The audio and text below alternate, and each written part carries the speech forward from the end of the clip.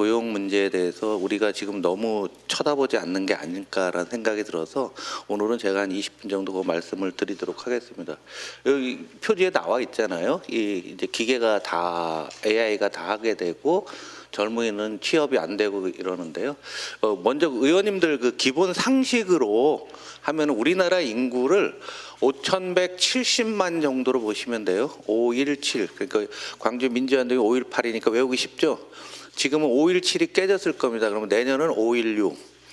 후년에는 좀 한 2만 명씩 줄어간다라고 보시면 돼요. 이 중에 40만 명이 귀화한, 그러니까 외국인 며느리들이 주로 많이 있을 것 같고요. 한 40만 명 됩니다. 그러니까 우리는 한국 국적은 5,170만 정도 되고 한 40만 명 정도가 이렇게 귀화한 사람들이고, 외국인이 신분으로 한국서 경제활동하는 사람은 한 250만 명 정도가 있다. 그러면은 대충 5,400만이 여기서 이렇게 한국에서 먹고 사는데, 그 5,170만 중에서 15세 이상 인구가 4,581만 명이고요.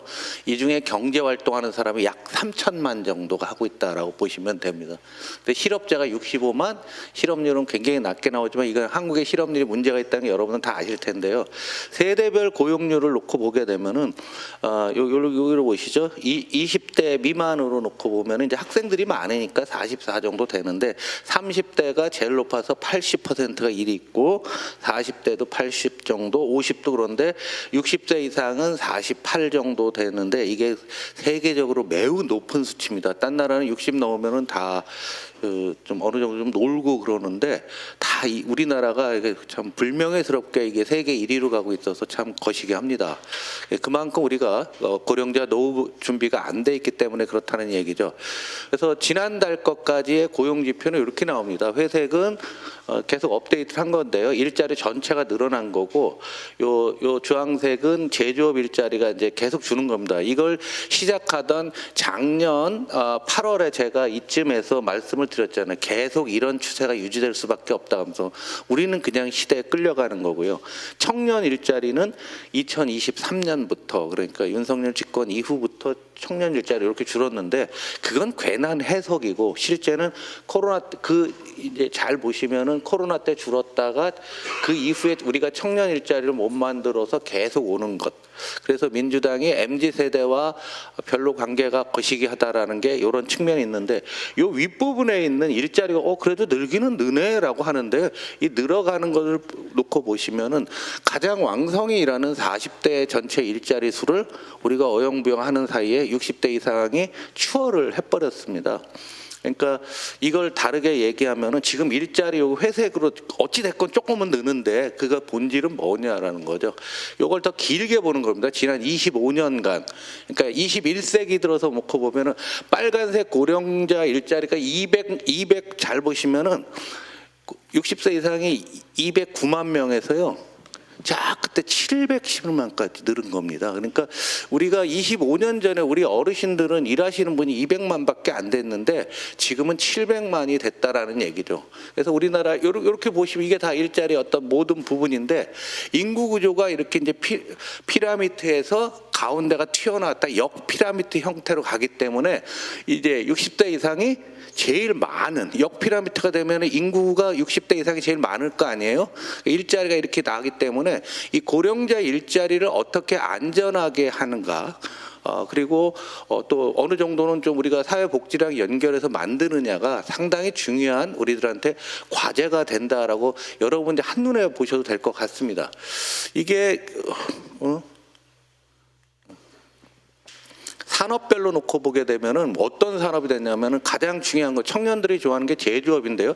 코로나가 끝난 2022년도 말 대비 보면은 약 13만 9천 개, 14만 개의 제조업 일자리가 줄은 겁니다. 여러분 2년 반 만에 14만 개면은요, 그거 별거 아니네요. 5천만 명 중에 그러는데요. 지금 반도체나 이런 데들 일자리 안 생깁니다. 아무리 투자 많이 한다고 해도요. 바이오 회사 가면 직원 있죠. 매출이 뭐 10조 하는데 직원 뭐 300명 뭐 이런 수준입니다. 그러니까 좋은 일자리가 여기서 많이 줄고 있고요. 그다음에 우리나라 독특한 현상으로 이번에 물가가 많이 오르면서 건설 투자가 굉장히 줄어들었잖아요. 그래서 지금 아파트 지금 가격 올라가는 것 중에서도 이 자재비 올라간 것, 하면서 건축 단가가 올라가니까 여기서 18만 6천 개 주는 겁니다. 코로나 끝난 다음에 굉장히 많이 주는 거고요. 그다음 우리가 잘 아는 도소매는 이건 이제 자영업이죠. 이렇게 주는 겁니다. 그래서 음식 숙박업은 조금 늘었는데 이거는 뭐 왜 그러냐면 코로나 때 확 줄었다가 시간을 갖고서 늘은 것뿐이지 이건 의미가 없는 거고요. 그다음에 이제 정보통신업도 어찌 됐건 이쪽은 성장 산업이니까 지금 14만 7천 개 늘었고요. 그다음에 전문 과학도 15만 7천 개. 그러니까 우리가 AI를 투자한다, 디지털로 간다 했을 때 그 모든 것들은 일자리 통계에서 보게 되면은 분명히 여기서 늘고 있고 여기서밖에 늘 자리가 없다라는 것을 가장 최신 통계가 보여주고 있는 겁니다. 그다음에 가장 많이 드는 게 보건. 사회복지보건 이거는 이제 사회복지사라든가 우리가 복지 정책과 관련된 거잖아요. 그래서 여러분들이 민주당 뭐 했냐라고 보면 여기 다 나오는 거예요. 민주당이 하는 거 여기 강화했고 AI를 통해서 이쪽에서 일자리를 만들어 갔다라고 하면은 시대의 흐름에 맞게 우리가 일을 했다라고 해서 분명히 얘기할 수가 있습니다. 그런데 여기 도소매업은 우리나라 그 국가별 자영업자 비율이 아직도 높은데요. 지금 22% 깨졌습니다. OECD라서 통계가 되는데 이게 30 가던 나라가 우리가 깨졌거든요. 자영업 비중이 높은 나라일수록 정치적으로 매우 불안정합니다. 모든 나라가.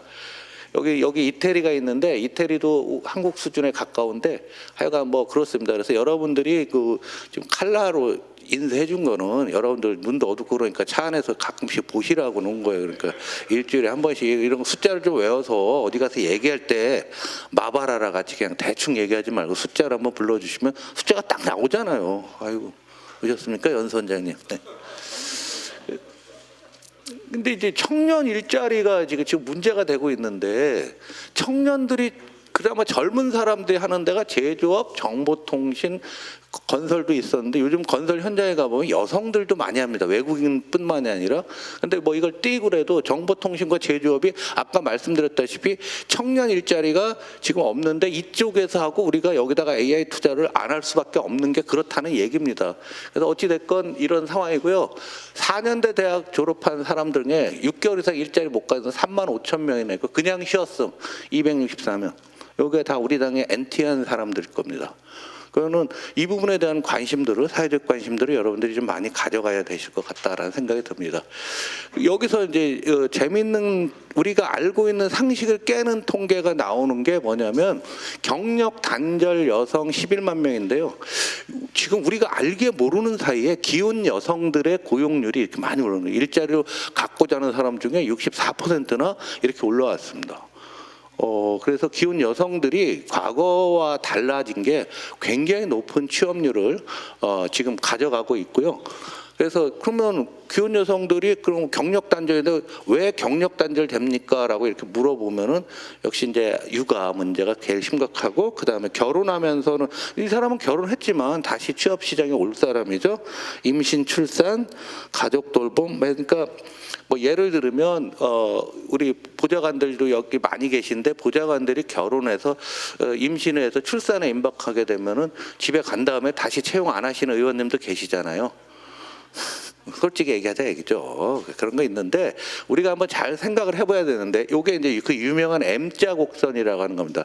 자, 파란색이 뭐냐면 2005년도에 여성이 10대 취업률이 20대 되면 취업률이 쭉 올라갔다가 30대 요것 때문에 육아, 결혼, 임신 요것 때문에 떨어졌다가 40대 다시 올라갔다가 나이 들면서 이렇게 떨어졌는데 요게 올해 기준으로 보면 빨간색으로 바뀌었다는 겁니다.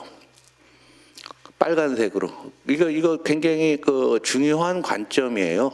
그리고 우리 당에서도 일자리와 관련해서 또 사회복지 정책하고도 굉장히 연관성이 높은 겁니다. 이렇게 되니까 남성하고 비슷해지는 거예요. 남성이 저 빨간색하고 비슷하거든요, 남성은. 근데 여성도 똑같이 이렇게 올라왔다라는 그 측면에서는 어찌됐건 우리나라가 이런 것에 대해서 나름대로 준비들을 많이 해왔고 정책을 썼다라는 것은 국민들한테 널리 알릴 필요가 있다라는 겁니다. 그래서 이게 사회적 문제가 돼서 여기 없네. 파일 안 바꿨구나 새로. 그래서 이 부분들은 이제 그 지자체나 일부 기업들 같은 경우는 시행을 하고 있어요. 그래서 광주시에서는 광주 지역에 있는 중소기업이 임신 출산을 위해서 그만두게 되면은 그 광주시에서 중소기업에 일정 부분 돈을 지원을 해주고 그 사람이 다시 채용하면은 되는 거죠. 그래서 여성이 경력 단절이 안 되고도 자기의 삶을 개척할 수 있는 나라로 만들어가는 게 제가 보기에는 출산율을 올리는 가장 중요한 거고 어느 정도 좋은 그림이 됐다라고 보고 있습니다. 그래서 어려운 점도 있고 이런 나름대로 긍정적인 점이 있는데 지금 우리가 한번 더 고민해야 될 거는 바로 AI 부분입니다. 그래서 그 AI 부분에서 이건 몇 번 보여드린 그림인데요. 미국 자동차 회사에서 올 초에 가만히 보는 거예요. 휴머노이드 로봇이 파란 건 10만 불일 때, 빨간 건 2만 5천 불일 때랑 가격을 비교했을 때 일자리 대체가 어떻게 되느냐라고 했더니 저임금 아주 허드렛일 같은 거는 이게 2만 5천 불, 우리나라 돈으로 한 3,500만 원 정도, 3천만 원, 3,500만 원 하도 1년이면 되는데 여기 이게 10만 불이 가게 되면은 우리 1억 5천이 되니까 사람의 1년 인건비가 넘잖아요. 그러니까 약 한 27개월 정도에 지나게 되면은 10만 불짜리를 사갖고 이 일자리를 없애버린다는 얘기예요. 근데 이쪽은 여전히 이게 우리가 하는 그 흔히 얘기하는 굉장히 그 저급의 일자리들은 이런 건데요. 여기가 더 문제라는 거죠. 지금의 고용이라고 하는 것은 굉장히 스펙이 좋고 월급이 많은 사람들이 하는 그런 일자리를 봤더니 10만 불이 가도 6.7개월밖에 안 되고요. 이게 우리 2만 5천 불이 되게 되면 그러니까 3,500만 원까지 떨어지게 되면은 3달이면 바꾼다는 얘기입니다. 근데 이미 이 현상이 현실화된 거예요. 올 초 이후에 미국에서 일자리가 어떻게 됐나라고서 조사를 해봤더니 이제 다 지나가서 일론 머스크가 가서 그냥 막 잘라댔잖아요. 제일 많이 잘라서 29만 3천 명 그렇게 잘렸고요. 왜 사람 해고했나 이렇게 보니까 기술 진보로 2만 명, AI 때문에 17,000명이라 이렇게 이제 설문조사 한 거니까 약간 4만 명 정도 가까이 줄었는데 이게 엄청난 속도로 가속화되고 있다는 겁니다. 우리가 생각하는 게 지금 이 순간에도 계속 교차되니까 내년이 되게 되면 이 두 가지가 저 위로 쑥 올라갈 겁니다. 쑥 올라가면은. 그러면 지금과 같은 청년 일자리가 안 되고 청년들이 좋아하는 일자리들이 AI 디지털과 관련된 부분인데 우리가 투자를 더 안 하고 더 관심을 못 기울이게 되면 내년 지방선거 그 이후에도 우리는 이 고용이 본질적으로 바뀌는 거잖아요. 이거는. 뭐 경기가 좋고 나쁘고가 아니라 고용 자체를 개인이 고용 자체를 뭐 경기나 이런 차원이 아니라 사람이 하던 일을 기계가 바꾸는 거로 바꾸고 있기 때문에 여기에 대한 무서운 일들이 우리가 상상하고 책에서 예측했던 게 현실화된다라는 얘기죠. 이게 이제 미국에서도 이제 앞에 것도 미국인데요. 미국에서 여기를 보시면 미국의 일자리 수가 증가하는 이렇게 보시면 코로나 때 확 줄었다가 회복이 됐는데 저 위에서 고원을 형성하면서 옆으로 만약에 간다라고 하게 되면은 미국도 매우 어려워지고 그런데 미국이 지금 셧다운 돼 갖고서 고용 지표가 안 나왔는데요. 11월 고용 지표는 뭐 10월은 발표를 안 한다고 했고 11월께 이제 12월 달 중순에 나올 겁니다. 그리고 나오게 되면은 AI가 일자리를 얼마나 줄였냐 늘렸냐 이 부분들이 굉장한 사회적인 이슈가 될 겁니다. 그래서 미리 여러분들 말씀드리는 거고 미국의 중요 기업들이 이렇게 막 잘라대고 있는데 이 회사에 들어가는 애들은 세계적인 수재들이에요. 인텔에 들어가서 일하는 사람들이 뭐 여기서 잘랐다고 해갖고서 뭐 우리가 뭐 노동으로 우리가 그 물리적 힘을 이용해서 하는 그런 자리는 아닐 거다는 얘기죠. 그래서 이 부분들이 매우 중요하고 투자를 많이 한다고 하잖아요. 지금 얘들이 메타 하나가 뭐 내년도에 뭐 1,000억 불 이상 투자한다고 하는데 메타 페이스북 투자하면 뭐해 사람은 잘라버리는데. 이렇게 됐을 때 고용과 노동의 문제에 대해서 정말 본질적인 대단한 전환점이 바로 이 시점이 아니겠느냐는 거죠. 그럼 우리는 남의 얘기가 아니라는 거예요. 그럼 뭘 어떻게 해야 됩니까? 우리 또 방법이 없어요. AI가 일자리 없앤 거 AI로 극복해야죠. 그러니까 피지컬 AI 에이전트 AI 이런 거를 많이 여는 것에 지금도 관심이 많고 정부가 있지만 국회에서 더 열심히 하셔야 될 거라는 생각이 듭니다. 그래서 지금 이 순간에도 이렇게 투자를 하면서 뭐 하는데 우리나라에서 중요한 것들은 AI 때문에 일자리가 사는 걸 AI로 받을 수가 있는 게 우리나라 지난번에 말씀드렸잖아요. 우리나라 산업의 포트폴리오가 모든 제조업을 다 갖고 있는 거예요. 모든 제조업을 다 하는 나라가 중국과 한국이란 말이에요. 그걸 다 AI로 들어가는 수밖에 없다라는 거고, 그다음 우리 AI 인재가 없다고 하는데 AI 우리가 모두의 AI라는 개념이 지난 대선 공약에 들어가 있었는데 AI 교육에 대해서 우리가 얼마나 신경 쓰고 있냐, 지금 거의 안 하고 있고 민간한테 맡기고 있습니다. 그래서 AI 교육을 어떻게 할 것이냐.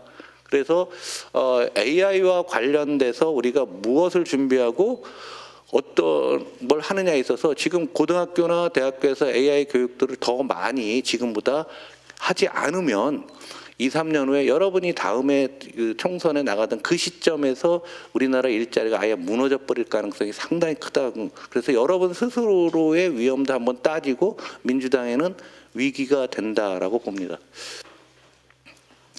그래서 지금 성장률도 여기 보시면 AI 전체 교역이 총 교역이 이제 올해 2분기에 6.6%였는데 AI와 관련 교역이 무려 3%나 됩니다. 그러니까 AI와 관련된 게 이게 교역 양이 금액으로 이제 따졌겠죠. 어마어마한 비중을 차지하면서 딴 나라들도 지금 공부 열심히 하고 있는데 여러분들 아마 보좌관들 중에 보좌나 비서들 하나 AI 교육을 외부 위탁 교육도 한번 시켜보시는 것도 하나의 큰 방법일 것 같아요. 그래서 우리나라는 교육이 진짜 교육이 계신 분들한테 대단히 죄송하거나 교육이 가장 우리나라에서 뒤떨어져 있기 때문에 여기서 AI 쪽에 교육계에다 맡겨서는 안 될 것 같고요. 여러분들이 좀 더 관심 있게 AI가 잃어버린 일자리 AI로 만들자. 불닭 볶음면 만드는 라인에다가 AI가 들어가면 단가 더 싸게 만듭니다. 그죠? 비비고 만두 만드는 공장에 AI 들어가면 더 싸게 만듭니다. 그게 피지컬 AI 아닙니까? 우리가 그런 관점에서 기업들도 적응하고 있는데 좀 더 적극적으로 나서야 될 것 같아요. 이철승 교수라는 분이 우리의 일자리에 대해서 오랫동안 얘기를 했었는데요. 오랜만에 제가 오늘 이거 준비하면서 했는데요. 우리나라 일자리의 가장 강력한 문제가 뭐냐는 게 연공급. 그러니까 나이 많으면 월급 많이 주고 아닌 거 뭐 했는데 이거는 뭐 이 장관이 쌀농사 해갖고 우리나라 망했다는 거예요. 전체주의로 가고. 재밌어요, 이분이. 그런데 이게 지원된 보상 원리는 뭐냐면 지금의 베이비 부머가 신입사원이었을 때 80년대, 90년대 초반에 월급을 조금 줬기 때문에 오래 근무해야 된다. 이런 심정적인 게 있다라는 거죠. 그리고 이게 연공급을 주면은 인재 빼앗기 경쟁이 완화된다는 거예요. 오래 다닐수록 많이 주니까 내가 굳이 딴 회사 갈 이유가 없다라는 거고요. 그 다음에 너 회사 오래 다닐 수 있으니까 그 내부에서 인재를 육성할 수 있다는 거죠. 그런데 지금 환노에 계신 의원님도 한번 중국과 대만의 이런 것들이 직무급으로 바뀌었다고 여기 책에는 써 있는데 제가 자세히는 모릅니다. 한번 스터디를 한번 해보시고요. 일본도 다른 나라들도 그런데 동아시아 국가 중에서 한국만 아직도 연공급의 비중이 가장 높다라는 거죠. 이게 이제 우리나라 일자리의 첫 번째 근본적인 문제고, 두 번째는 지금 저희 같은 베이비 부머들 55년생부터 63년생까지 1차, 2차는 65부터 74년생까지 2차 1,700만 명의 이기주의라는 거예요. 그래서 고령자 중심의 역피라미드 인구구조다니까 회사에서 비용을 못 줄이니까 외부 하청하고 청년을 줄일 수밖에 없다라는 거죠. 하청구조에서. 그래서 이분은 이제 직무급으로 가야 된다라는 건데 어쩌저쩌 앞으로도 이거 개선이 안 될 거로 확대 재생될 거로 본다고 양질의 일자리를 주고 청년층 내부에서도 갈등이 심화된. 그러면 여기서 이제 우리 능력주의라는 얘기가 나오는. 그래서 좋은 집에서 좋은 교육받은 사람들이 나 능력 있어 좋은 일자리를 꿰차고 그렇지 못한 사람 청년들은 사회에서 어떻게 뒤떨어지는 이런 관계들이 여기에서 우리 사회 문제가 나오고, 또 청년 세대 내에서도 여성과 남성이 있는데 올 10월 기준 고용률을 보면은요 남성이 72고요 여성이 57까지 올라왔습니다. 굉장히 많이 올랐고요. 중요한 거는 여성들이 스펙이 더 좋아요. 저도 아들만 둘이 있는데 이 새끼들 다 게임만 해갖고서 스펙이 별로 없어요. 아는 거 뭐 게임이나 하고 뭐 어디서 술이나 먹고 뭐 이런 저기들. 그러니까 청년 남성과 청년 여성이 일자리를 두고 경쟁을 하고 있고, 이러다 보니까 청년 남성들이 구조적으로 좌절해서 민주당하고 엔티하게 됐다. 뭐 이런 얘기. 그 다음에 네 번째는 좀 듣기 싫은 얘기지만 여러분들 아니 이 책에 있는 거예요. 여러분 못 읽잖아 이거. 300페이지 언제 읽어 바쁜데. 정치권, 이분이 얘기하는 정치권, 민주당과 정의당하고 노동 귀족층이 제휴해갖고 짬짬이 하고 있다. 뭐 이런 얘기들을 써놓고 있습니다. 그런데 우리가 받아들일 거는 받아들이고 우리에 대한 생각들을 좀 제대로 해야 되는데, 지금 뭐 오늘 자료 만들면서 김주영 의원님 하고 지난번에 통화를 하다 보니까 해서 다시 한번 보여드리는데, 이거 연초했어요. 일본의 정년 연장 문제에 대해서 연초했던 건데 오늘 설명 안 드립니다. 여러분 꼭 한번 읽어보시는데, 한번 보시면은요. 일본은 90년도에 65세까지 의무를 추진한다. 그리고 2000년에 65세에 계속 고용 의무를 부여한다라고서 선언을 하는 겁니다. 그리고 올해부터 시작한다는 거예요. 25년간의 유예 기간을 둔 거죠.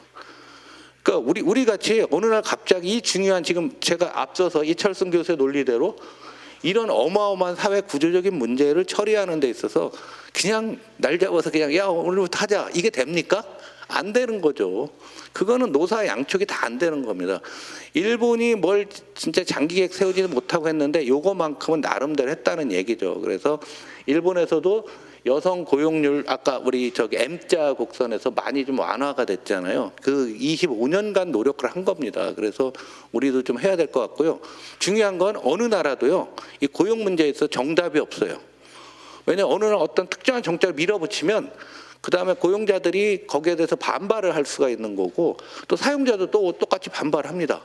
오랜 시간을 가지고 작게 여러 개의 준비들을 해나가면서 큰 그림만 정부가 시민사회와 통해서 우리 이렇게 갑시다라고 얘기를 해놓고 각자 회사별로 다양하게 한다는 얘기죠. 그래서 다양한 형태로 쭉 있는데 뭐 정년 연장, 계속 고용제 뭐 이런 거 있으니까 읽어보시고요. 재밌는 거는 뭐 주 4일제도 하고 겸업 부업을 허용하는데 맨 뒤에 보시면은 여기 이제 회사별로 쭉 나왔어요.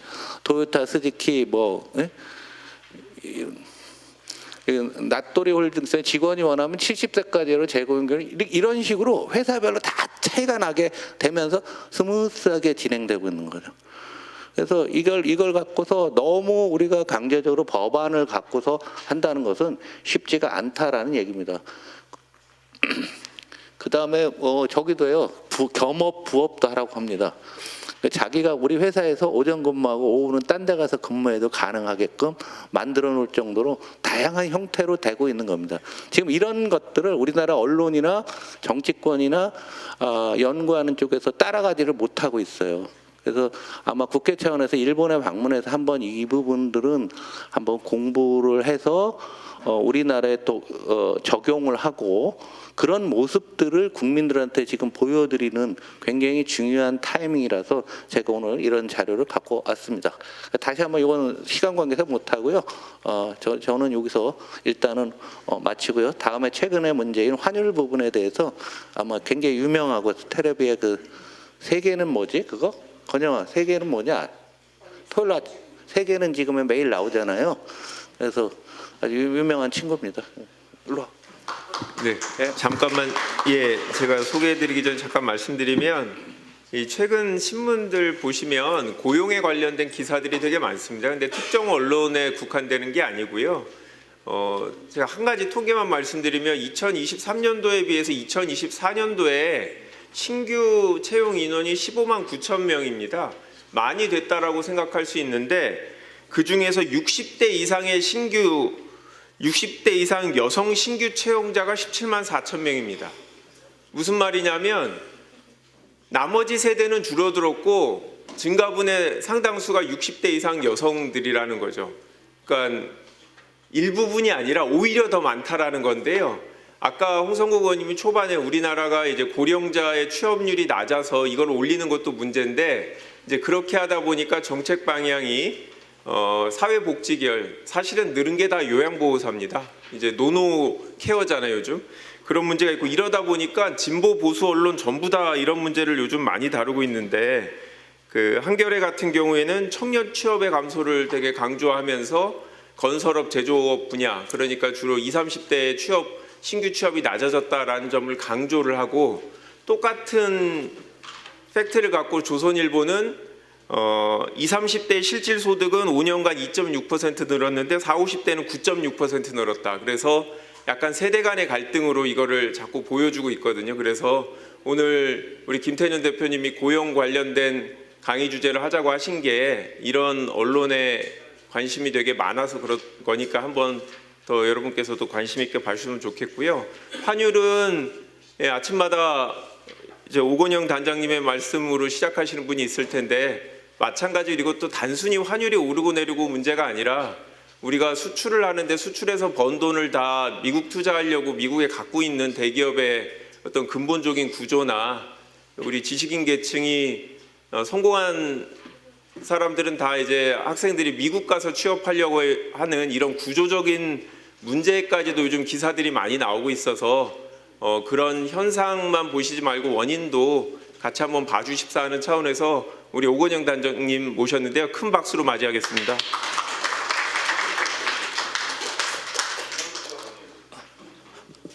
네, 안녕하세요. 방금 소개받은 오건영 단장이라고 합니다. 제가 원래 어렸을 때부터 홍성국 대표님 리서치 계실 때부터 이게 좀 많이 배웠는데, 홍 대표님 뒤에서 이렇게 또 그 강의를 하려니까 되게 좀 많이 떨리고요. 또 의원님들 앞에서 하려니까 더 떨리는 것 같습니다. 굉장히 감사합니다.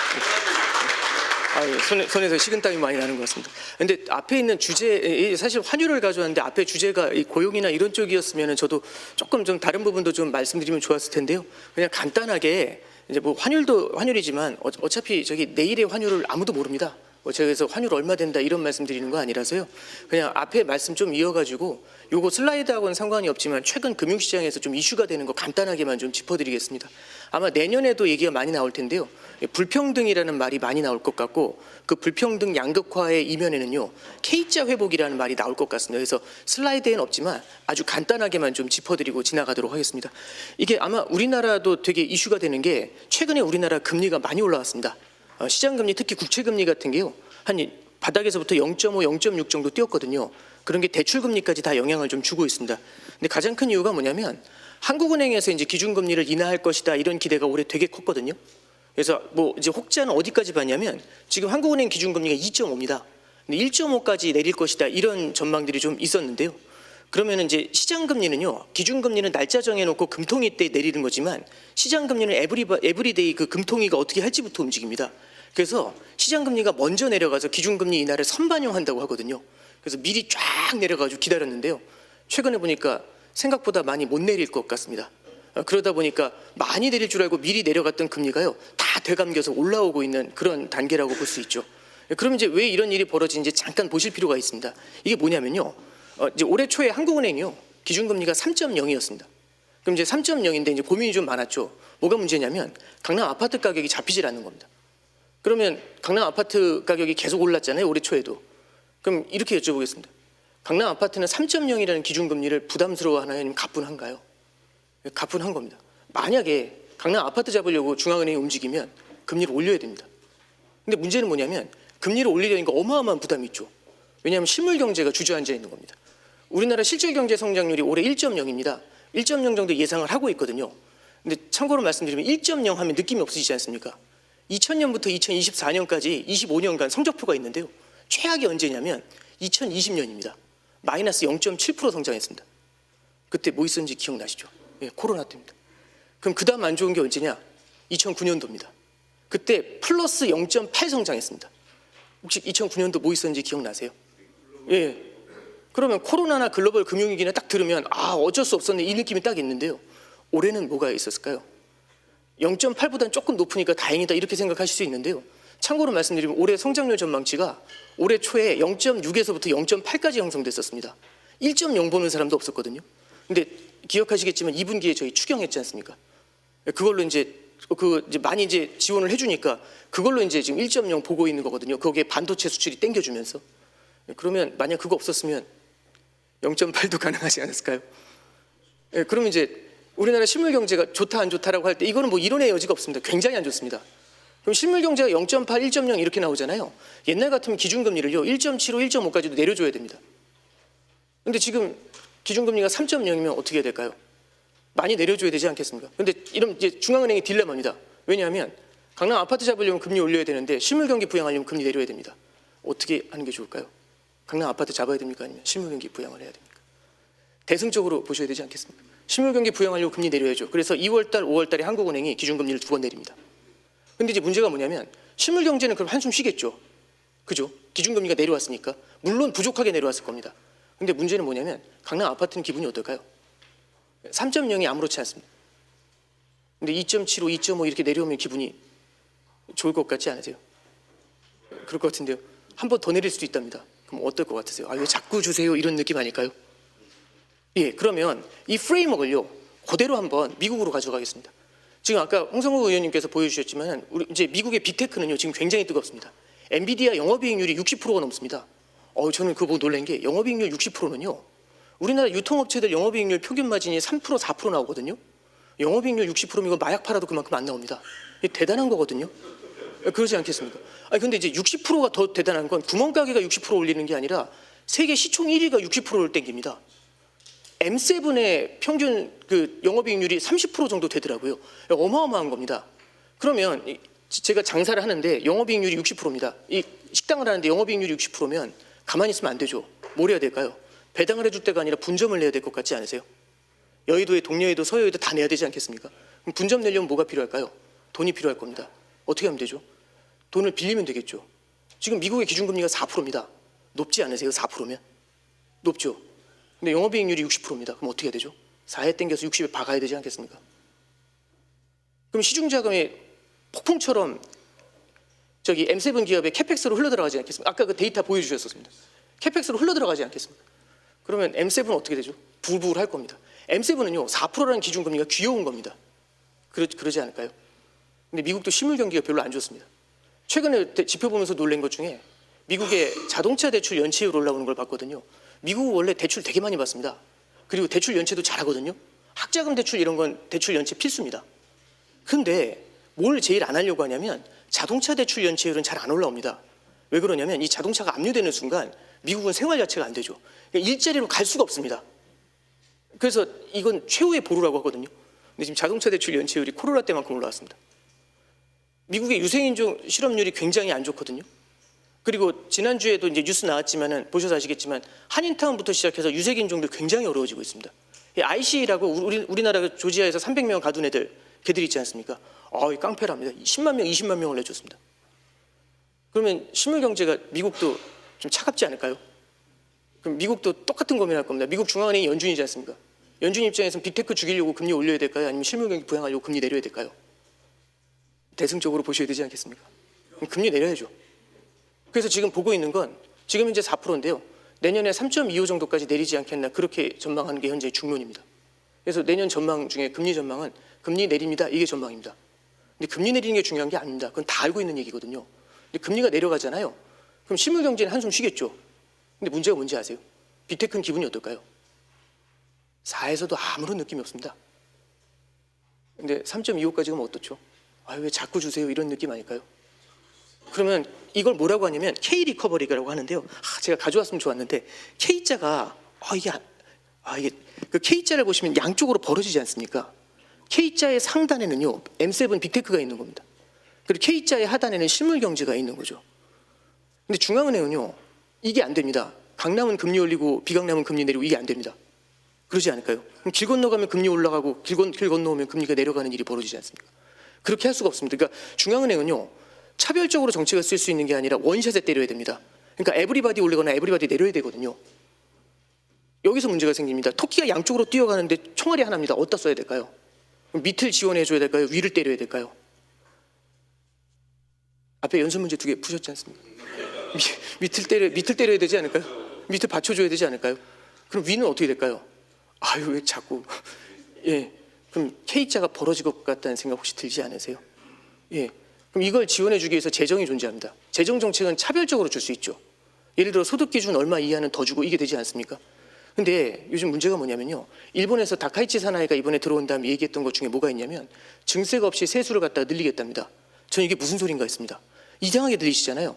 증세가 없이 세수를 늘린다는 얘기는 뭐냐면 21조 엔 정도를 투입한다고 하는데 그중에 생산성이 나오는 쪽에다 돈을 때려 넣겠답니다. 그럼 생산성이 나오게 되면 세수 기반이 확보가 되겠죠. 세수 기반이 확보가 되면 세금이 더 들어오지 않겠습니까? 그러니까 성장을 만들어서 세금을 끌어내겠다라는 뜻입니다.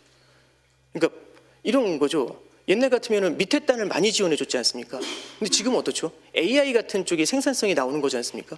그럼 위에 단을 지원해 줘야 된다. 국가 차원에서도. 왜냐하면 국가의 경쟁력을 높여야 되잖아요. 그게 AI 아니겠습니까? 그럼 질문 하나 드려보겠습니다. AI는 K자의 상단입니까? 하단입니까? 저는 상단으로 생각하는데 혹시 이의 있으시면 재정이 어디 쪽에 좀 더 향후에 집중하게 될 것 같으세요? 돈이 별로 없습니다. 국가들이. 코로나 이후에 돈이 다 털렸거든요. 그래서 옛날처럼 그렇게 막 주질 못합니다. 그러면 상단을 지원해 주겠죠. 그러면 통화는요. 밑에 쪽은 받아야 되는 만큼 못 받습니다. 위에는 안 받아도 되는 거 받죠. 그죠? 재정은 옛날에는 많이 받았는데 이제 옛날 정도 밖에 못 받는데 위는 어떻죠? 옛날보다 더 집중이 되지 않나요? K자가 앞으로 벌어질 것 같지 않으세요? 그럼 외통이지 않습니까? 그럼 자산시장의 투자자들은 어디로 움직일까요? 기가 막히게 할 텐데. 외통이지 않습니까? 어느 쪽이든 위로 모든 게 다 바람이 뒤에서 불어오지 않습니까? 맞바람을 받고 가는 게 아니라 뒤에서 불어오는 걸 타야 되지 않나요? 그럼 사람들 어디 투자할 것 같으세요? K자 위일까요? 아래일까요? 그럼 자본이 어디로 쏠리죠? 별로 기분들이 안 좋으신 것 같아서 다른 얘기 할까요? 예. 아니 근데 지금 저희 되게 중요한 말씀 해주셔가지고 그래서 하단 쪽을 더 봐야 됩니다. 예, 정치하실 때 또 이게 저 밑에 쪽을 더 보시면 그러지 않나? 뭐 그래서 요즘 나오는 게 내년에도 내일 얘기 나올 겁니다. K자가 되게 중요하다고. K자는 불평등을 말하고요. 불평등의 확산이 외통수다라고 인식이 되는 순간 자본이 한쪽으로 쏠리는 문제가 좀 생기게 되지 않을까. 뭐 그런 생각을 좀 이렇게 간단히 좀 말씀드렸습니다. 예, 그래서 예. 죄송합니다. 알겠습니다. 예. 예, 알겠습니다. 예.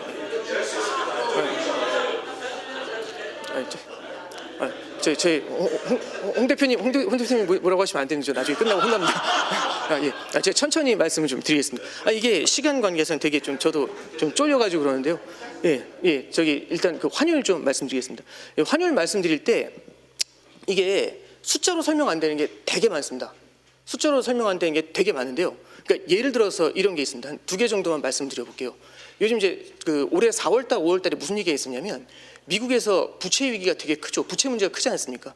그래서 이제 손님들이 많이 물어보셨어요. 투자하시는 분들이 이러다 미국 부채로 망하는 거 아니냐 이런 얘기 되게 많이 하시거든요.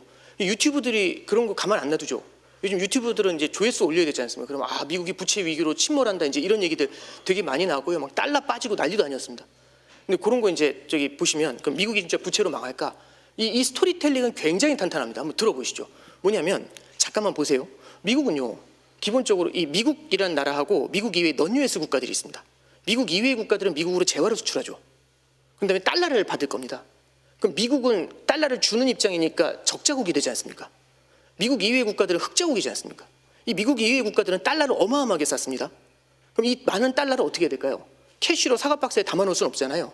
그럼 뭘 해야 되냐면 비이클이라고 하죠. 이게 뭐냐면 비이클이라는 게 금융 상품을 말합니다.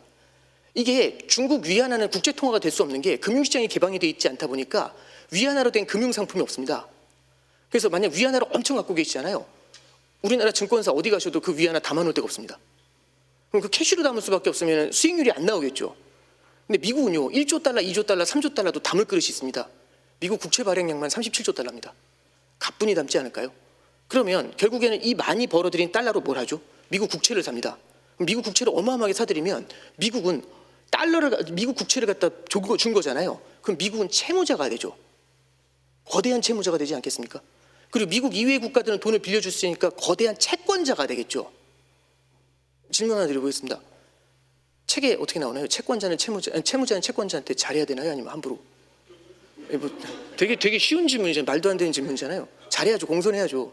근데 질문 하나 드려보면 미국이 채무자잖아요. 제일 채권자가 일본입니다. 잘하나요? 아니면 좀 느낌이 좀 이상하지 않으세요? 2위가 중국입니다. 혹시 지지난달에 저 100% 관세 때린다고 들어보셨나요? 우리나라도 미국 국채 1,500억 달러 정도 갖고 있는 걸로 알고 있거든요. 잘해주나요? 잘 못 느끼겠는데요. 아니, 이제 이러면 이게 미국이라는 나라가 올해 그래서 4월 달에 그거잖아요. 185개국한테 상호관세 때리고 들어왔지 않습니까? 그러면 다른 국가들이 미국에 대한 반발감이 커지게 되면은 미국이라는 나라는 부채로 돌아갈 수밖에 없고 채권자들이 계속해서 돈을 대줘야지 돌아가게 되는데, 그럼 채권자들이 화가 나지 않습니까? 그럼 연합해가지고 돈을 안 빌려주게 되면 미국이라는 나라는 부채로 침몰하게 되지 않을까요? 예, 그게 포인트입니다. 예. 그래서 미국은 거대한 부채 위기를 겪을 수밖에 없다. 이제 이게 올해 유튜브에서 많이 나왔던 얘기고요. 아, 큰일 났다. 이런 얘기들이 되게 많이 나왔었습니다. 근데 이제 이게 좀 이런 얘기 좀 조심하셔야 되는 게, 이 루머가 되게 많죠. 이게 잠깐 한번 생각해 보시죠. 이게 책에 안 나오는 사례인데요. 제가 이렇게 말씀드려보겠습니다. 제가 친구한테 100만 원을 빌려줬습니다. 홍길동이라는 친구한테 100만 원 빌려줬는데 오늘이 그 대출 만기입니다. 근데 안 갚아요. 그럼 제가 전화해서 막 뭐라고 하겠죠. 아, 인생 그렇게 살지 마라 하면서 막 뭐라고 하면서 돈 갚으라고 난리 부릴 겁니다. 근데 질문 바꿔보겠습니다. 제가 홍길동한테 얼마를 빌려줬냐면 1조를 빌려줬습니다. 그 돈이 어디서 났냐면 여기 계신 분들한테 펀딩을 받아서 그 펀딩 받은 걸로 빌려줬습니다. 오늘이 만기거든요. 근데 전화를 안 받아요. 무게감이 좀 다르지 않을까요? 아, 긴장감 크겠죠. 밤 11시 반이 돼서 전화 받았습니다. 갑자기 받더라고요. 그래서 너 어디야? 그랬더니 마포대교 위랍니다. 느낌이 어떠세요? 싸하지 않으세요? 그럼 어떻게 될까요? 돈 갚으라고 소리 질러야 됩니까? 일단 달려가야 됩니까? 달려가야죠. 달려가서 이제 내려놓고 저기 이제 술집에 들어가서 술 먹이고 화이팅 하라고 얘기해야죠. 근데 그 친구가 울면서 하는 얘기가 원금 못 갚고 다음 달 이자 못 줄 것 같답니다. 그럼 뭐라고 해야 되죠? 이자 못 줄 것 같다고 하면 지금 돈이 중요한 게 아니지 않겠습니까? 사람이 중요하지 않나요? 무슨 소리 하냐고. 화이팅 하자고. 가수 이상민 씨라고 있대요. 이분이 이제 빚이 많았다고 하죠. 근데 이분이 이제 저 방송 활동 다시 시작하니까 방송국으로 채권자들이 찾아왔대요. 돈 갚으라고 찾아온 게 아니라 보약이랑 홍삼이랑 이 신발이랑 막 이런 거 해가지고 화이팅 하시라고, 잘하시라고 하고 갔다네요. 이제 돈을 다 갚으셨다고 하잖아요. 말씀드리고 싶은 건요, 금액이 일정 레벨을 넘어가죠. 채권 채무 금액이 일정 레벨을 넘어가면 책이 안 나옵니다. 채권자와 채무자의 가불관계가 바뀝니다. 어떤 때는요, 제가 빌려준 돈의 절반을 받아야 되는데도 무릎 꿇고 받아야 되는 경우도 생깁니다. 이게 책이 안 나옵니다. 그럼 말씀드리고 싶으면 제가 미국이고 여기 계신 분들이 미국 이외의 국가들이죠. 여러분들이 가장 큰 문제는요, 저한테 너무 많은 돈을 빌려주신 겁니다. 제가 죽으면 어떻게 될 것 같으세요? 못 던집니다. 그래서 올해 4월에 돌았던 루머가요, 일본하고 중국이 1, 2위 채권자잖아요. 미국 국채 던진다고 했는데 아무도 못 던졌습니다. 누가 던졌냐면 헤지펀드만 던졌습니다. 헤지펀드들은 그런 루머 퍼뜨린 다음에 이제 미국 국채 가격이 떨어지는 데다 포지션을 잡아버리거든요. 그렇게 해서 수익 쫙 내고 안 던지네 하니까 다시 끌려 올라오게 되죠. 그래서 이제 뭐 부채 위기로 망한다라는 게 루머가 계속해서 아마 내년에도 좀 나오게 될 텐데요. 이런 얘기들 좀 조심하시면 좋을 것 같습니다. 두 번째가 그런 얘기했습니다. 우리나라도 지금 CPTPP부터 시작을 해가지고요, 이게 다변화, 수출 교역로 같은 거 다변화해야 된다는 얘기 되게 많이 하지 않습니까?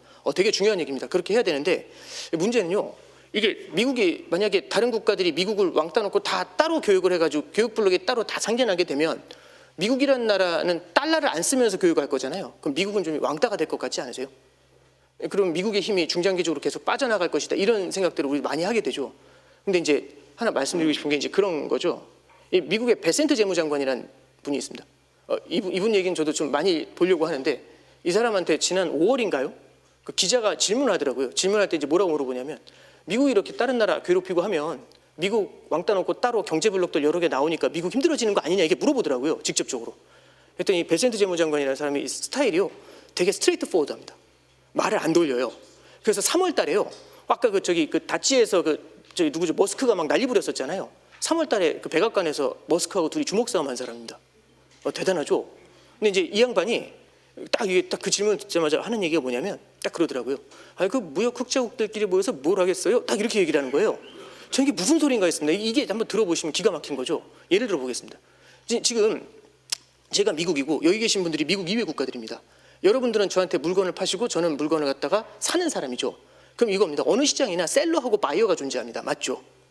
그러면은 이제 셀러하고 바이어가 존재하는데 이게 어느 나라든지 간에 똑같습니다. 먹고 살기 힘들잖아요. 물건을 팔아서 달러를 쌓을래, 아니면 물건을 사면서 빚을 쌓을래, 이렇게 물어보는 거거든요. 빚 쌓으시는 게 좋으세요? 달러 쌓으시는 게 좋으세요? 달러 쌓는 게 더 좋지 않을까요? 그럼 누구나 다 흑자국이 되고 싶습니다. 그럼 유일하게 적자를 내면서 물건을 많이 사는 나라가 미국이거든요. 근데 저를 왕따 놓고 이제 블럭을 만드시는 겁니다. 자, 그럼 이제 저를 왕따 놓고 블럭을 만드셨죠. 그래서 이제 오늘 모임이신 겁니다. 딱 모이셨더니 너무 기분이 좋으신 거예요. 아, 그 인간 안 봐서 너무 좋다고. 알터니가 빠졌다고. 근데 둘러 앉아서 첫 번째 아젠다입니다. 누가 사줘? 다 셀러시잖아요. 제가 바이오입니다. 그럼 필연적으로 이 모임은요, 결속력이 약할까요? 느슨할까요? 느슨하죠. 그럼 배신자가 나옵니다. 그 배신자가 7월 중순에 일본이었죠. 일본이 와가지고 5,500억 달러에 25에서 15로 관세율을 낮췄지 않습니까? 그 얘기 나오니까 7월 21일이었나요? 유럽이 난리 났죠. 그래서 유럽 정상들 건너가가지고 미국이랑 합의했지 않습니까? 그 다음 주에 우리나라가 난리 났죠.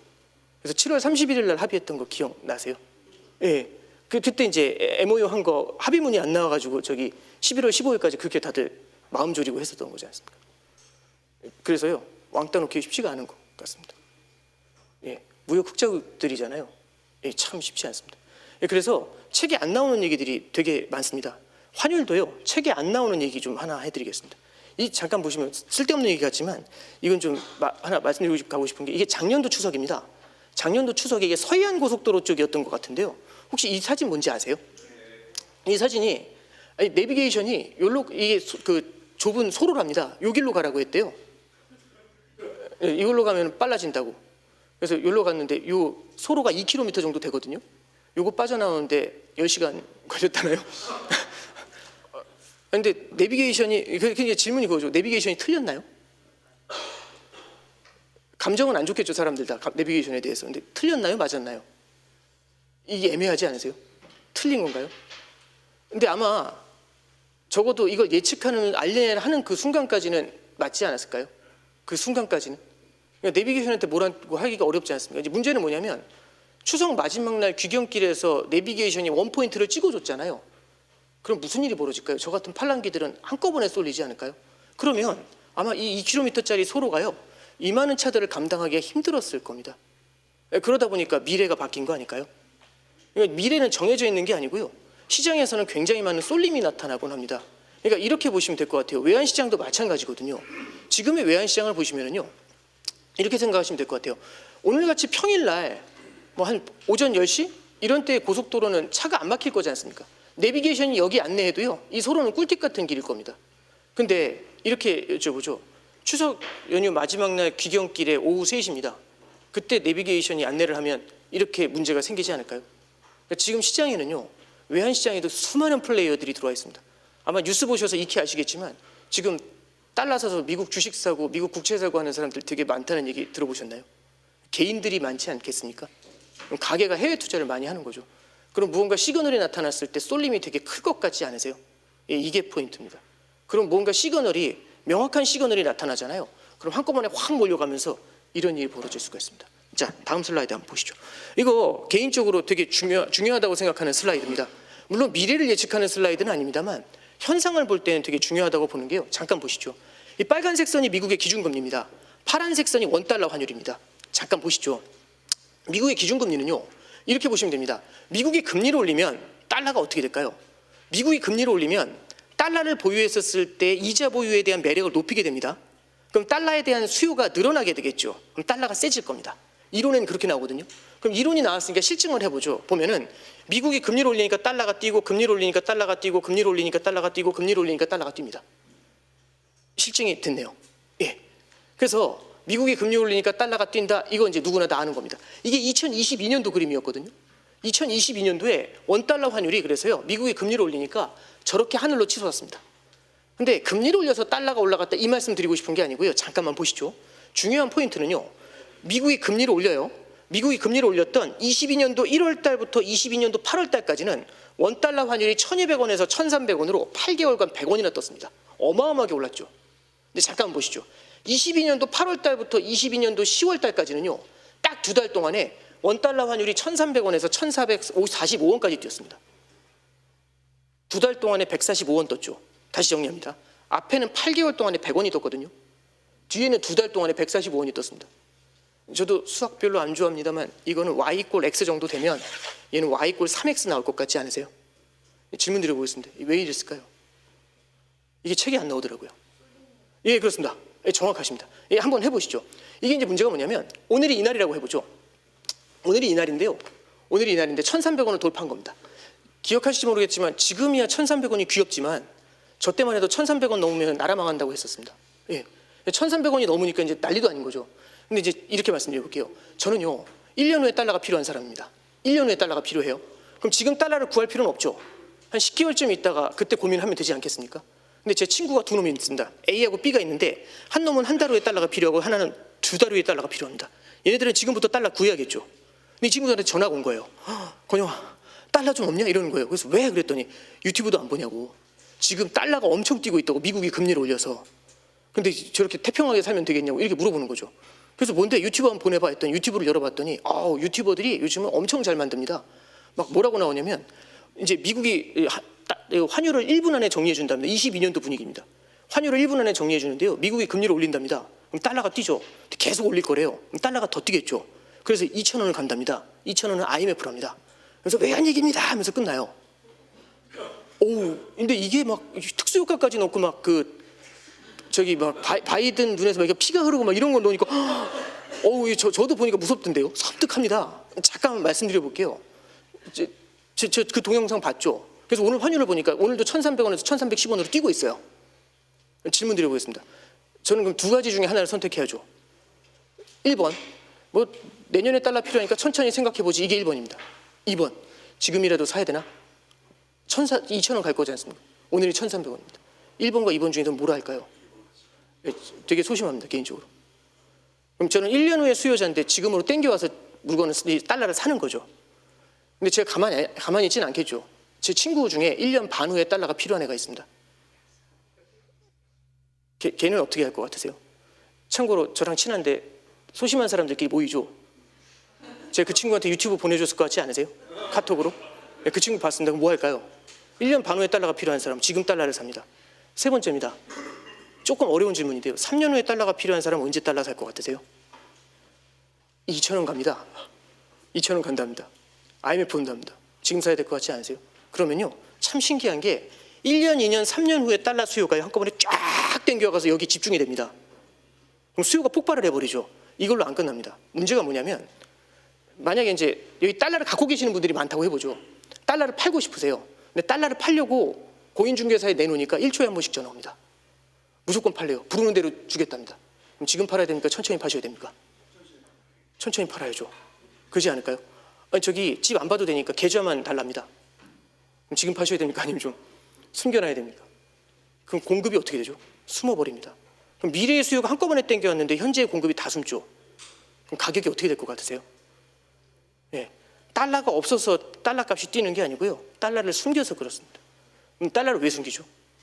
달러 값이 계속 올라갈 거라는 기대가 있는 거죠. 저는 마스크 때문에 줄을 3시간 서본 적이 있습니다. 20년도 기억나세요? 마스크 대란이었습니다. 그때 무슨 일이 있었냐면 저희 집에 마스크 40개 있었거든요. 그런데도 줄 서서 2개 사려고 거기 줄 서 있었습니다. 3시간. 사재기 하는 건 아니고요. 이게 이제 말씀드리고 싶은 건 그때 그 3시간의 현장의 분위기는요. 오늘 2개를 안 받으면 평생 마스크를 살 수 없는 분위기였습니다. 코로나가 언제까지 갈지 모르는데 마스크도 살 수가 없으면 큰일 나죠. 그래서 그 2개 사려고 3시간을 줬었습니다. 근데 하나 좀 말씀드리고 싶은 건요. 그 자리에는요. 코로나가 얼마까지 갈지 모르고 마스크 오늘 아니면 못 구한다고 하면 마스크 50개, 60개, 70개, 100개 있는 사람도 거기 줄 서 있지 않았을까요? 아마 줄 서 있었을 겁니다. 미래의 수요를 땡겨온 거죠. 그럼 여기 계신 분들이 마스크 업자라고 해보죠. 마스크 팔라고 전화가 계속 쇄도합니다. 오늘 보니까 쿠팡에서는 6,000원에 팔아요. 근데 6,000원인데도 안 팔고 숨습니다. 그럼 지금 파셔야 되니까 좀 천천히. 2만 원 가지 않을까요? 그럼 지금 안 팔고 숨어야 되지 않을까요? 네, 그럼 마스크가 숨어버립니다. 그럼 마스크를 구할 수 없다는, 마스크가 공급이 안 될 거라는 믿음이 생기게 되겠죠, 시장에는. 그럼 미래의 수요는 땡겨왔는데 현재의 공급이 숨어버리면 어떻게 되죠, 가격이? 하늘로 뛰게 되고 마스크를 구할 수가 없습니다. 그때 제일 중요한 게요, 정부의 역할입니다. 혹시 이거 기억나세요? 마스크 오브제 했던 거 기억나세요? 이 마스크 오브제가 뭐냐면 전산에다가 주민등록 등본을 가져가면 약국에서 이 주민등록 번호 등록하면 가족 한 명당 마스크 2개씩 줬던 거 기억나시나요? 저는 그게 마스크 오브제라고 용어를 쓰는지 잘 몰랐습니다. 근데 일주일에 2개씩, 가족 1인당 2개씩 주니까 저희 4식구거든요. 8개를 주더라고요. 그러면 일주일에 8개는 받을 수 있다는 믿음이 생기잖아요. 그럼 마스크 40개 갖고 있는 저는 굳이 줄을 쓸 필요가 없는 겁니다. 그러지 않을까요? 그러면 40개가 안 쓰면 50개, 60개, 70개 안 쓰겠죠. 30개도 안 쓰고 20개도 안 쓸 겁니다. 그럼 10개 언더로 줄 서지 않을까요? 그러면요, 10개 언더로밖에 줄을 안 서면 사람이 별로 없잖아요. 그냥 약국에 쭉 들어가면 됩니다. 그래서 그 마스크 대란으로 줄 서는 게 제 기억엔 1, 2주 정도 하고서 끝났던 걸로 그렇게 기억이 됩니다. 잠깐만 이 말씀드리는 이유가요. 여기 잠깐 보시죠. 이 꼭대기 보이세요? 환율이 1,450원일 때 이 꼭대기에서 무슨 일이 있었을까요? 이때 시장의 전망은 어땠을 것 같으세요? 오늘이 천정이다, 내일부터 폭락한다 이랬을까요? 아니면 1,500원 간다, 어느 쪽이었을까요? 아니, 이 올라오는 기세를 보세요. 1,500원 따는 당상 아닐까요? 외환위기 간다는 얘기 되게 많았습니다. 제2의 외환위기다. 근데 이때 뭐가 일어나냐면요, 달러가 압도적으로 세죠. 이게 미국 경제도 좋지가 않습니다. 그래서 미국도요, 금리 인상의 속도를 갖다가 올라가는 폭이 이렇게 쭉 줄어드는 것 같지 않으세요? 금리 인상의 속도를 조절하겠다고 얘기를 합니다. 시장에서는요, 이거 이제 쫄리니까 결국에는 조만간 금리 내리는 걸로 바뀌겠네 이런 생각을 합니다. 그 얘기는 뭐냐면 묶여있던 달러가 미래에는 쏟아지겠네라는 기대가 생기는 거죠. 그럼 달러가 계속 흡수가 될 것 같은데 쏟아질 것 같은 기대가 생기면 어떻게 되죠? 달러가 확 주저앉아 버리더라고요. 그래서 1,450원에서 1,370원으로 한 방에 꽂혀버립니다. 딱 일주일 만에. 그럼 어떻게 되는 줄 아세요? 미래에 땡겨왔던 수요 있죠. 그럴 줄 알았었는데 한 뒤로 확 도망갑니다. 그럼 수요가 싹 빠지죠. 그럼 어떻게 될 것 같으세요? 수요가 싹 빠져버리면 이제 전화가 안 옵니다. 공급자들한테 전화가 안 나오면 여기서 공급자들 중에 선수가 있죠. 선수는 어떻게 되죠? 지금부터 밑을 받치면서 빨리 던져야 됩니다. 저같이 멍청한 사람이 맨 뒤에 던지겠죠. 맨 뒤에 던지는 사람은 언제 던지냐면 이때 던집니다. 그래서 이게 1,445원에서요 딱 2달 후에요 1,214원까지 내리꽂힙니다. 만약에 오늘이 22년도 11월이고 저 불러서 환율 전망했는데 2달 후에 1,200원 간다 이러면 믿으시겠습니까? 저 사람 누가 불렀어? 이러셨겠죠. 그러지 않을까요? 예. 근데 잠깐 보시면 이게 환율의 추세선이죠. 추세대를 갖다 쭉 올려보시죠. 어떠세요? 추세대에 따라서 좀 움직이는 것 같지 않으세요? 근데 그 사이에 뭐가 있냐면 오버슈팅과 언더슈팅이 있고요. 오버슈팅과 언더슈팅이 있습니다. 이걸 보셔야 됩니다. 그래서 외환시장에서도요.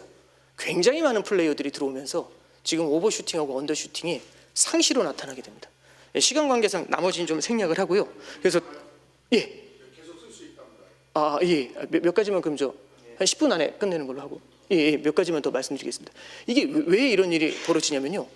우리나라는 좀 독특한 게요. 이 사람들이 갖고 있는 환율에 대한 이 인식이 되게 여러 가지가 있습니다. 이 되게 복합적인 인식인데요. 잠깐만 보시죠. 이 보시면 원화가 되게 불안하다는 얘기 되게 많이 들으시잖아요. 원화는 너무 불안한 통화다.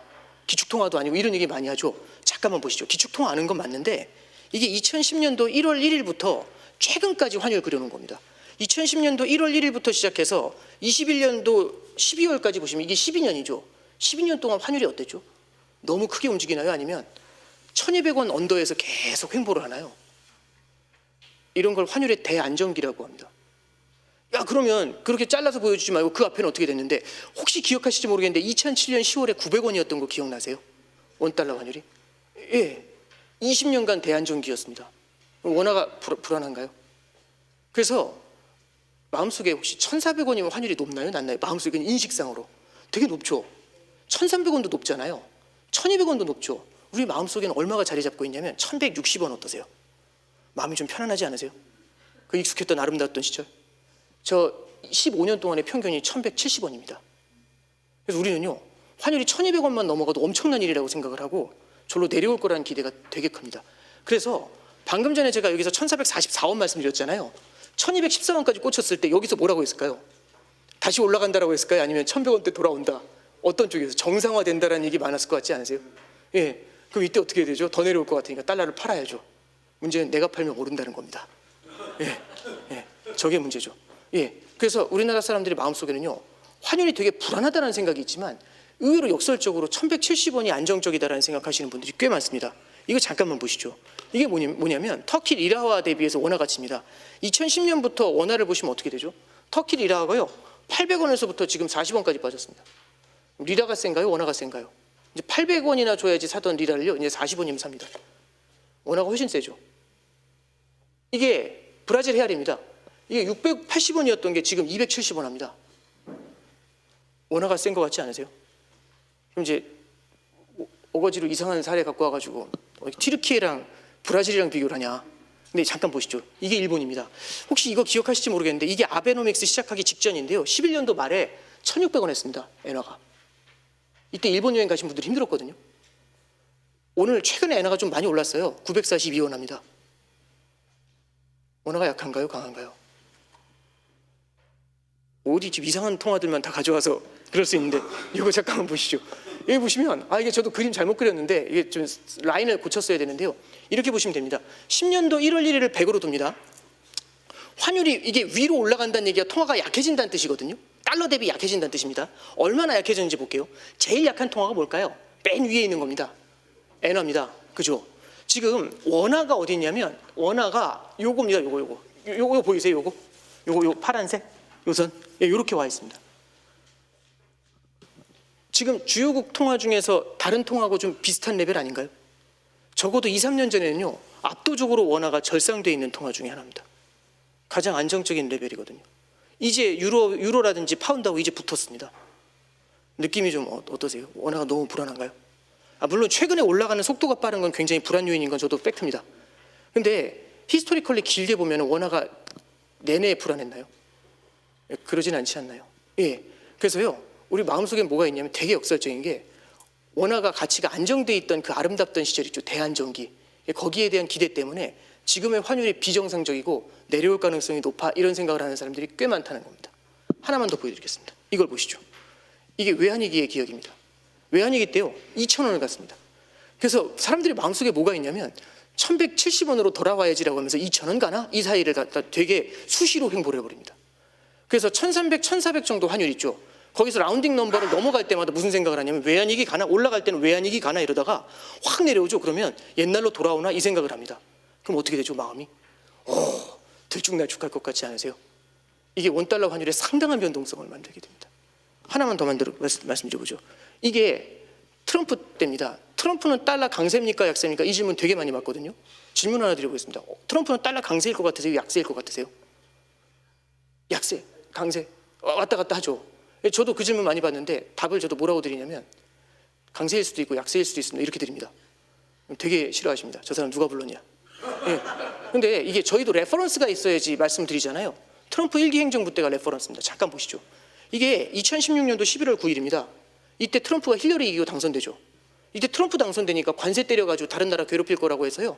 이때 1130원이었던 환율이 그 다음에 17년도 1월 9일 날 원달러 환율이 1209원까지 뜁니다. 그래서 환율이 엄청 뛰었거든요. 근데 1월 20일 날 트럼프가 취임을 해요. 트럼프 취임 전부터 이렇게 환율이 뛰면 트럼프 취임하면 어떻게 되겠냐고 이랬거든요. 지금이야 1209원이 귀엽지만 그때 1209원이 지금으로 따지면 1430원 느낌입니다. 그래서 이때 뭐라고 했냐면 1250원 간다고 했습니다. 그때 1250이 지금으로 따지면 1500 느낌입니다. 그럼 여기서 달러를 어떻게 됩니까? 취임하기도 전에 이렇게 오르면 더 오를 거 아닙니까? 사야죠. 근데 제가 사면 어떻게 되죠? 1년 반 동안 빠지더라고요, 달러가. 근데 어디까지 빠지냐면 이게 1054원까지 빠집니다. 이게 18년도 4월 27일이거든요. 이때 뭐가 있었냐면 판문점 선언이라고 기억나세요? 예, 1054원까지 빠지고요. 그 다음날 신문에 뭐라고 나왔냐면 코리아 디스카운트 해소라고 나옵니다. 1년 반 동안 달러가 빠졌어요. 코리아 디스카운트 해소됐답니다. 환율 어떻게 보세요? 오늘 1054원입니다. 1번, 오늘이 바닥이다. 2번, 세 자리 본다. 어느 쪽일까요? 세 자리 볼 것 같지 않으세요?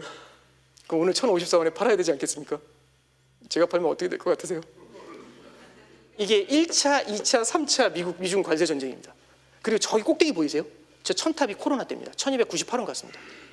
달러를 들이부었다는 얘기 기억나세요? 달러를 들이부으니까 쫙 달러가 빠졌다가 트럼프가 떠나던 1월 20일 날 1120원에 끝났습니다. 그럼 앞과 뒤를 연결하죠. 쭉 가면 거의 비슷하지 않으세요? 제가 요즘 욕을 많이 먹는데 이 차트를 보면서 어떻게 설명해야 되죠? 달러는 강세입니까? 약세입니까?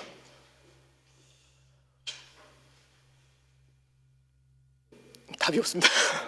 예, 약세, 예, 강세. 저도 잘 모르겠습니다. 근데 이제 구닥다리 얘기 말고 지금으로 돌아오죠. 이겁니다. 작년에 11월 5일 날 트럼프가 당선될 때가 1380원이었어요. 기억나시죠? 그러다가 올해 1월 15일 날 1485원까지 떴습니다. 1월 15일 날 1485원 가니까 뭐라고 했는지 기억나세요? 1월 15일입니다. 1월 20일 날 트럼프 취임했거든요. 이번에 취임을 하면 행정명령 200개에 사인한답니다. 그럼 환율이 어떻게 될 것 같으세요? 취임하기도 전에 저렇게 뛰면 취임하면 1500 넘을 것 같지 않으세요? 따놓은 당상이죠. 근데 이 얘기 어디서 들어보지 않으셨어요? 취임하면 어떻게 된다? 사야죠. 오늘 제가 사면 어떻게 되죠? 그래서 이 원달러 환율이 이 빨간색 선만 보시면은요 여기까지 빠집니다. 이게 1347원입니다. 이때 뭐라고 했냐면 미국에서 플라자 합의 시즌 2 한다고 1300 밑으로 내려간다고 했습니다. 그날이 저점이더라고요.